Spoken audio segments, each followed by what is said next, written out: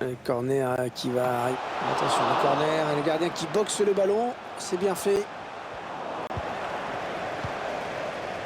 Dépossédé du ballon, l'Atlético. Il poursuit son action personnelle. Paul Pogba. Il tire. Oh, le plongeon. Oh, il n'a pas hésité à y aller. Et il a eu raison. Ouais, il fallait encore l'avoir le ballon. C'était pas évident. Il choisit la frappe. Oh oui! Voilà, bon, maintenant c'est plié définitivement avec ce but. Je pense que l'arbitre ne va pas tarder à siffler. Le score qui s'aggrave encore en cette toute fin de match. Ouais, la victoire est acquise, mais bon, allez, il faut continuer à attaquer. On n'est jamais à l'abri. Ils enchaînent les buts aujourd'hui. Ils sont en pleine réussite. Cristiano Ronaldo, toujours. Ouais, il y a des offres. Oh, l'occasion. Occasion pour Paul Pogba. Oh, le but, oui. Et il a placé le ballon exactement où il le voulait. Au ras du poteau. Oh, c'est super ce qu'il fait sur cette frappe. Il met vraiment le ballon au ras du poteau, hors de portée du gardien. Il ne reste que quelques minutes, mais il n'y a guère de suspense.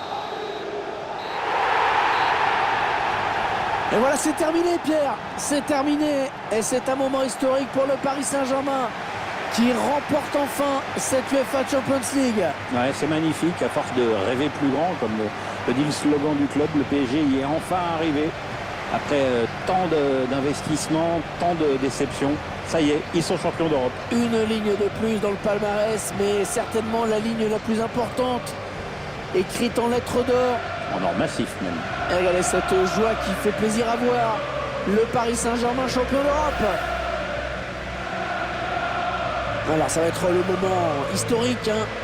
Le moment où le capitaine parisien va être le premier de l'histoire à brandir ce trophée.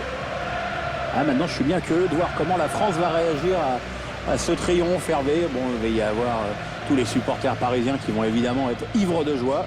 Et puis tous les autres qui vont dire que c'est la victoire du pognon, d'un club d'État, qui vont continuer à déverser leur rancœur et leur haine. C'est un petit peu dommage quand même. En tout cas, le Paris Saint-Germain devient le deuxième club français à inscrire son nom au palmarès de la Champions League après l'Olympique de Marseille en 93. C'est à jamais les deuxièmes en quelque sorte. C'est ça, c'est ça. Et regardez, ils s'en foutent là. Hein. Ah oui, complètement. Oui. Voilà. Ils sont champions d'Europe, c'est ce qu'ils retiennent. Voilà. Alors voilà, on présente le trophée aux supporters. Il y a une autre compétition là qui commence, Pierre, c'est avoir la coupe dans les mains. Hein, parce que tous les joueurs ont envie de leur petit moment avec les supporters, avec la coupe dans les mains.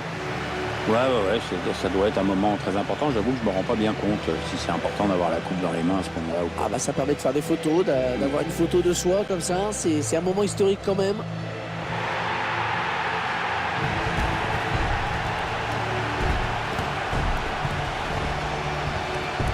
Alors s'il y a une photo sur laquelle il fallait être dans l'histoire du Paris Saint-Germain, c'est celle-ci, hein, Pierre. Hein.